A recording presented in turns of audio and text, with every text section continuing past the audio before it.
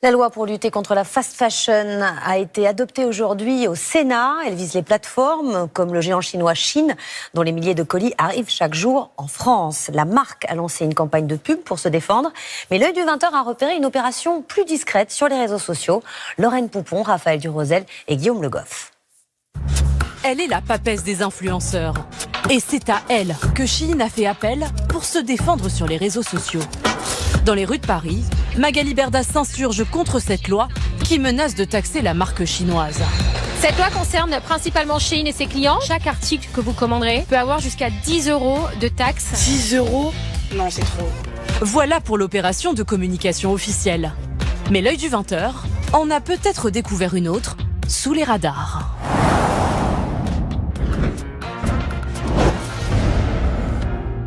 Céline est influenceuse.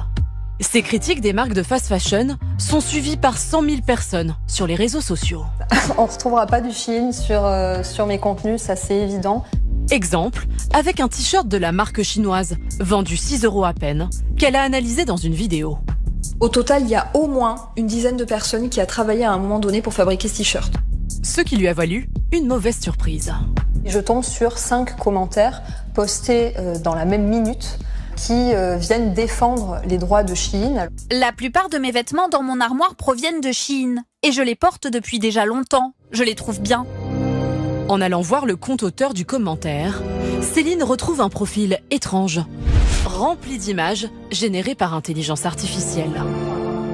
Ces comptes suspects, favorables à Shein, on les retrouve aussi lors d'une vaste opération sponsorisée par la marque. En mai, des influenceurs bien réels, eux, relaient le même slogan à leurs 15 millions d'abonnés. La mode est un droit, pas un privilège. En commentaire, des dizaines de profils reprennent l'argument numéro 1 de l'entreprise, le pouvoir d'achat. Je suis pauvre, prière de ne pas m'enlever ma dignité vestimentaire. Oui, ça serait dommage de laisser des pauvres acheter des fringues neuves pas chères. Étrangement, d'autres comptes reprennent les mêmes remarques, copier-coller. Des profils anonymes, en apparence classiques, mais tous créés en juillet 2024. Remplis d'images, générées par intelligence artificielle. Ou de photos, strictement identiques. Autant d'indices qui permettent de déterminer qu'il n'y a pas d'humain derrière ces profils. Avec le cabinet d'analyse en données Bloom, nous en avons retrouvé plus de 2000 opérant en faveur de Shein.